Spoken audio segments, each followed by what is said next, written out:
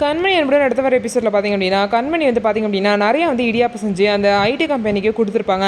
கொடுத்தது போக மிச்சம் நிறையா இது வந்து பேலன்ஸ் இருக்கும். சரி இதை வேஸ்ட் பண்ணனா குழந்தைங்களுக்கு கொடுத்துடலாம்னு சொல்லிட்டு அங்கே உள்ள ஆசிரமத்தில் உள்ள குழந்தைங்களுக்கு கொடுக்க போவாங்க. தப்பாக எடுத்துக்காதீங்க, இது குழந்தைங்களுக்காக அப்படின்னு செய்யலை. இந்த மாதிரி நாங்கள் செஞ்சதெல்லாம் நிறையா வந்து எக்ஸ்ட்ரா ஆயிடுச்சு. இருந்தாலும் இது வந்து மீந்தது கிடையாது. இது எல்லாமே நல்ல இடியாப்பம் தான் அப்படிங்கிறாங்க.